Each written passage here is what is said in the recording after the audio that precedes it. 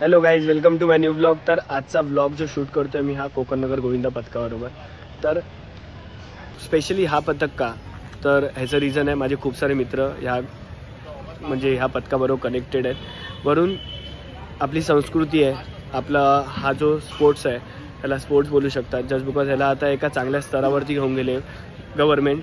आणि तिकडे जसं प्रो गोविंदा तिकडे ह्याचे एका वर्षाआधी ह्यांचं सेकंड प्लेस लागलं होतं.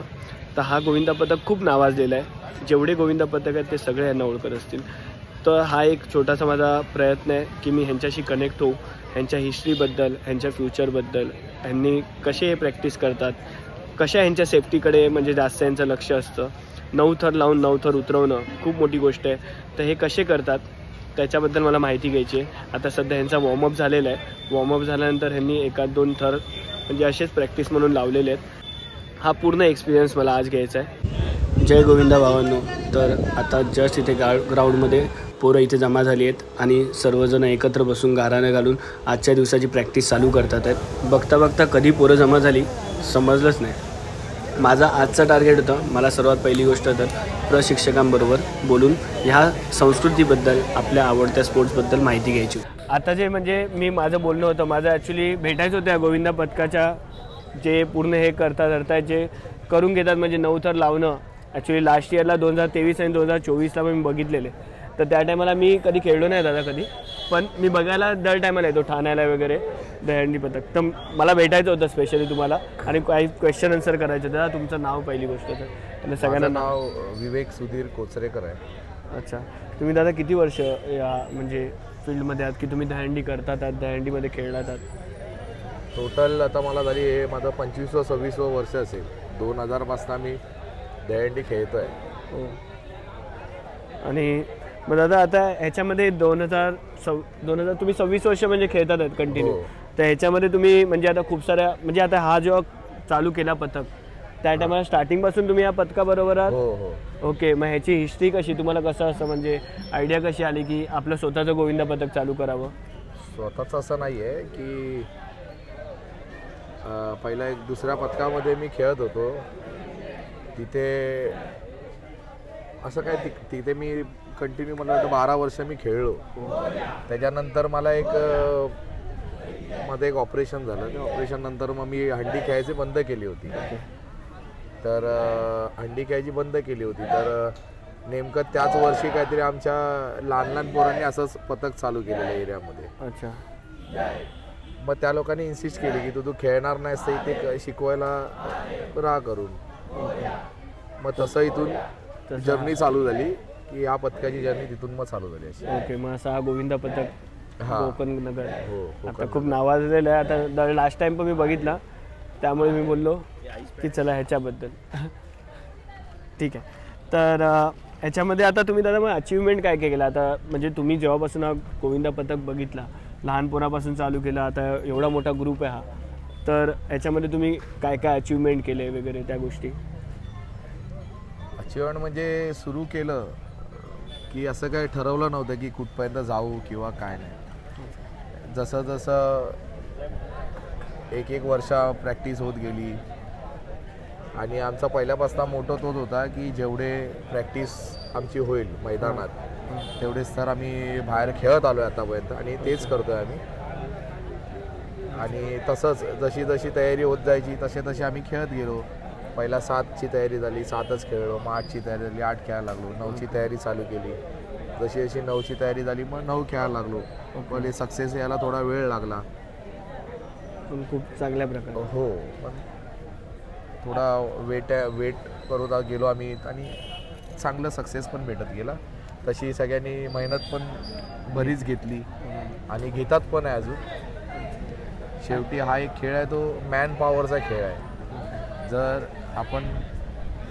जर मॅन पॉवर असेल तरच मोठे मोठे थर रचणं शक्य आहे. रिक्वायरमेंट जर 7 थराला अमुक खेळाडू पाहिजे तर तेवढे खेळाडू गरज असले तरच ते 7 थर लागणार. 8ला अमुक खेळाडू लागतात किंवा एवढे खेळाडू लागतात. तेवढे असतील तरच ते थर लागणार ना. जर माझ्याकडे 7 थराचे खेळाडू आणि मग मी 8 नाही लावू शकत. ओके, तेवढी रिक्वायरमेंट लोकांची मॅन पॉवर खूप जास्त लागते. आणि तसं आता म्हणजे जसं प्रो कबड्डी झालं तसं आता प्रो दहीहंडी झालं, तसं तुम्ही लास्ट इयरला तुम्ही हे पण होतात. हो, गेली 2 प्रो सीझन आम्ही खेळलो. पहिल्या सीझनला आम्ही रनरअप आलो. सेकंड सीझनला आम्ही ठीक आहे, आम्हाला थोडा नाही ते तर दर टायमाला ते तर आम्ही पण समजतो, पण पहिल्या टायमाला हां नाही इथं मी तर स्वतः त्यामुळेच मी तुम्हाला म्हणजे माझं असं होतं की तुम्हाला भेटायच्या पर्पज की सेकंड जेव्हा आलात तुम्ही रनरअप त्या टायमाला पण एक मोठं अचिव्हमेंट आहे. हो, कारण का तेवढं फास्ट लावणं आणि नंतर तेवढ्या फास्टमध्ये ते उतरवणं न पडता खूप मोठी गोष्ट आहे. ते पण एक अचिव्हमेंटमध्येच आहे. आता दादा हे स्पेनला मध्ये काही खेळाडूंना घेऊन गेलेले, तर मला पूर्णपणे त्याच्याबद्दल आयडिया नाही, मला त्याबद्दल थोडी आयडिया पाहिजे. म्हणजे तिथे इंटरनॅशनल लेवलवर कॉम्पिटिशन होतं कॅशलर्स करून. तिथे पण थर रचले जातात, पण ते त्यांची टेक्निक्स वेगवेगळे आहेत. आणि तिकडे स्पेनमध्ये ते एक स्पर्धा होते ती, पण बरेच वेगवेगळ्या कंट्रीमधले येतात तिकडे स्पर्धा खेळायसाठी. फक्त इंडियाचं अजून तिथे कोण म्हणजे गेलेले नाहीत, बरेच वर्ष जात आहेत, पण ती टेक्निक फुल एकदम वेगळी पद्धत आहे. आपली वेगळी, त्यांची वेगळी. ती टेक्निक शिकायला जसं आम्ही ज्या क्लबकडे आम्ही थांबलो होतो, विला फ्रँका क्लब आहे, तिथे जेव्हा प्रॅक्टिस करताना आम्ही बघायचो तेव्हा अक्षरशः 2.5 वर्षापासून जी मुलं आहेत तिथून ते लोक ट्रेनिंग चालू होते त्यांची. 2.5-3 वर्षापासून. आणि ते लोक प्रॉपर जिम्नॅस्टिकवाले आहेत. हां, तिथे त्यांची चढायची टेक्निक म्हणून ती वेगळी आहे. आणि ते तेव्हापासून ते लोक लहानपणापासून चढायला त्या लोकांना तशी टेक्निक शिकवलं, ते म्हणून ते लोक तसे थर रचू शकतात त्यांच्या पद्धतीने. आणि आपल्या इकडे आपण वेगळ्या पद्धतीने थर रचतो, तर आपल्या लोकांना ती सवय झालेली आहे. ते लोकांना पण हे थोडं अडॅप्ट करणं थोडं कठीण जातं, आणि आपल्याला पण ते अडॅप्ट करायला थोडंसं कठीण जातं. दोन्ही गोष्टी तरी पण आपल्या इकडे पण यावर्षी बरेच मंडळांनी ट्राय केलं आहे की 5-5, 6-6 थर लावलेत त्यांच्या टेक्निकने. आणि त्या लोकांनी पण ज्या क्लबमध्ये आम्ही म्हणजे आपल्या लोकांना जे क्लब तिकडे इन्व्हाइट करतं त्या क्लबने देखील 5 थराचा तिकडे आपल्या पद्धतीने 5 थर लावलेत त्या लोकांनी. म्हणजे प्रयत्न चालू आहे, दोघं पण एकमेकांकडून शिकतात आहे की तसं अडॅप्ट करायला. आणि भविष्यामध्ये बघू, जर आपल्या लोकांनी जर तसं सक्सेस केलं तर तिकडे त्या कॉम्पिटिशनमध्ये भाग घेता येईल. नाही हे तर चांगली गोष्ट आहे, आणि हे होईल, हे पॉसिबल आहे जस्ट बिकॉज थोडं प्रॅक्टिस सगळ्या गोष्टी पॉसिबल आहेत, फक्त त्याला प्रॅक्टिस करायला लागणार, वेळ काढायला लागणार. म्हणजे बरेच गोष्टी आहेत. ते त्यांच्यासारखी टेक्निक, त्यांची प्रॅक्टिस म्हणजे कसं आहे, ते लोक 1 वीकमध्ये 10 तास देतात प्रत्येकजण. म्हणजे कसं 1 वीकमध्ये 10 तास प्रॅक्टिसला. जर आपण पकडायला गेलो पर डेचे 2 तास, तर कमीत कमी 5 दिवस ते लोक प्रॅक्टिस. आणि असं नाही आपल्यासारखं की महिनाभर 2 महिने, वर्षभर कंटिन्यू. त्यांचं कॉम्पिटिशन 2 वर्षातून एकदा असतं, तर कंटिन्यू 2 वर्ष सतत ते प्रॅक्टिस करत असतात. दररोज रात्री त्यांचा एक ठरवलेला टाईम असतो, त्या टायमावर असतात.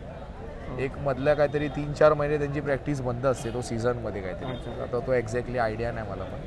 ठीक आहे. आणि दादा तुम्ही आता हे खूप टाईम बंद असतं, नंतर 2 महिन्याच्या प्रॅक्टिससाठी तुम्ही मुलांना जेव्हा एक मेसेज टाकतो आपण, की म्हणजे एक मोटिवेशनवाला मेसेज असेल, मला आयडिया नाही, पण जेव्हा मेसेज टाकतात तेव्हा दादा तुम्ही काय मेसेज टाकतात की पोरं एवढा आठवण म्हणजे आवडीने धावून येतात? तिथे ती कॉम्पिटिशन म्हणून खेळलं जातं स्पेनमध्ये, इकडे आणि भारतामध्ये ते आपला तो सण आहे. तो दरवर्षी तो सण साजरा करतो आपण.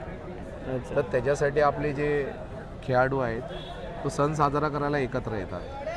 ते एक स्पर्धा, स्पोर्ट्स किंवा ह्या दृष्टिकोनाने येत नाहीत ते लोक. ते सण साजरा करायला त्यांना माहिती आहे आपला सण या महिन्यामध्ये येतो, त्याच्या 1-2 महिन्या अगोदर आपल्याला प्रॅक्टिस चालू करायची असते. थर किती रचायचे नाही रचायचे ते डिपेंड आहे प्रॅक्टिसवर. असं आहे, त्याच्यात काय ठरवून कोण येत नाहीत की हा सण साजरा करायला. आपली संस्कृती आहे ती, तर ती जपायची पण आहे, तो साजरा पण करायचा. या बरेच गोष्टी आहेत त्यासाठी तो. आणि तो त्याच टायमाला असतो, तर ते त्यांना माहिती आहे की या 2 महिने आपल्याला तिकडे द्यायचेच आहेत. तेच आहे. आणि दादा नंतरला आता एवढे 9 थर लावायचे, तर त्यामध्ये सेफ्टी खूप इम्पॉर्टंट आहे, तर त्यासाठी दादा तुम्ही काय प्रिकॉशन घेता? सेफ्टीसाठी बघायला गेलं तर हार्नेस, शक्यतो जर पॉसिबल झालं तर हार्नेस घ्या. मॅट्स, कबड्डीचे जे मॅट्स येतात ते मॅट्स आपण आता सध्या बहुतेक मंडळ आता वापरायला लागलेत ते मॅट्स, की जेणेकरून जर थर कोसळले वगैरे तर तो जमिनीवरचा इम्पॅक्ट किंवा लादीवर किंवा रोडवर असतो, सिमेंटचा असतो किंवा ब्लॉकचा असतो, त्याच्यावर जो इम्पॅक्ट होतो तो जरा कमी होईल की मॅट्सवर जर तेवढा तो. तर ते दोन सेफ्टी तरी सध्या खूप गरजेचे आहेत. दुसरी गोष्ट, थर जेव्हा रचतो तर थर रचताना कधी कधी रिंग लावलेली असते ती प्रॉपर बसत नाही. ती नाही बसली आणि आपण जबरदस्ती वर चढवले तर पडायचे चान्सेस जास्त असतात. तर अशा पद्धतीने पण आपण सेफ्टी घेऊन खेळू शकतो की रिंग जर परफेक्ट बसत असेल तरच वरती जावा.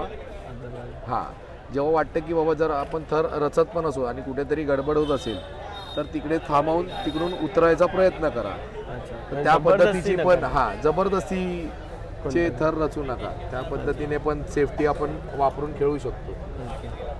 आणि दादा आता एक सिंपल प्रश्न, आता ज्या ग्रोथने चाललं आहे आपल्या दहीहंडीला पण, म्हणजे जसं आता प्रो झालं नंतर असं, आता तुम्ही दादा पुढे काय विचार करता की म्हणजे एका चांगल्या लेवलला आपली दहीहंडीला एक स्थान भेटेल, म्हणजे एक फ्युचर काय बघतायत?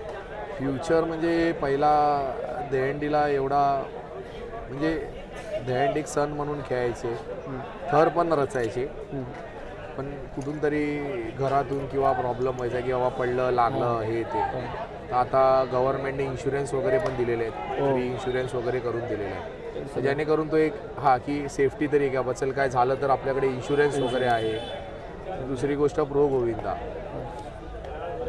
गोविंदामुळे एक प्लॅटफॉर्म भेटला आहे की खेळाडूंना की त्याच्यामध्ये त्यांना जॉब्स उपलब्ध करून दिलेले आहेत, इन्शुरन्स आहेत.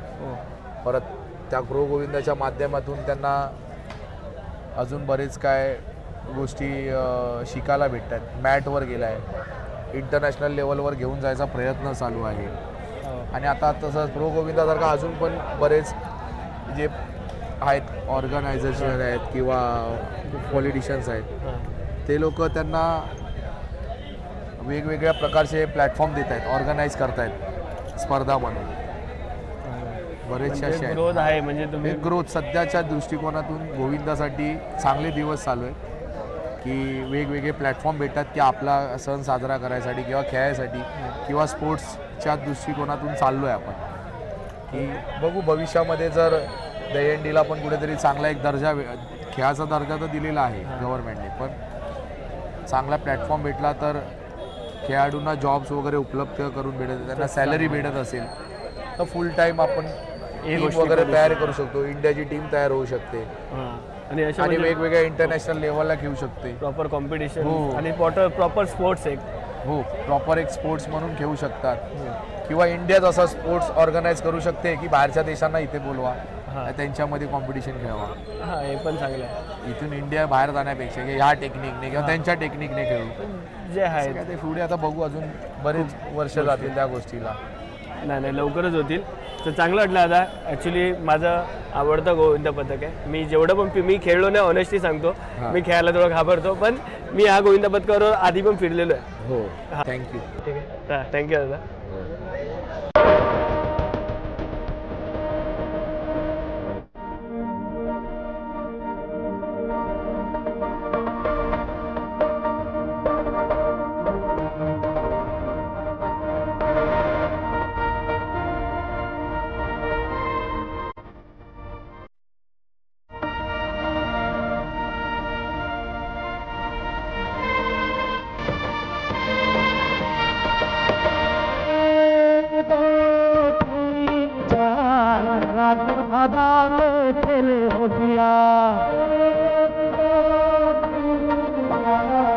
तुमचा फोटो येणार याच्यामध्ये, तुमचा फोटो पाहिला आहे ना, तुमचं काय फोटो नाही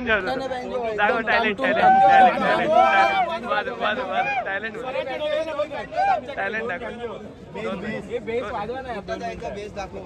बेस वाजवायला सांगितलं मागे आमच्या इकडे आमच्या ऋषी पाटील एक दिवस सगळ्यांना सांगतो तो पुढे वा पुढे आणि स्वतःच मागे राहतो. ऋषी पाटील मागून फोटो काढतो, सिकेत पाटील मागून फोटो काढतो सगळी गर्दी सगळ्या. तो बघा आमचा तो आहे पतू भाऊ आहे, हा संजू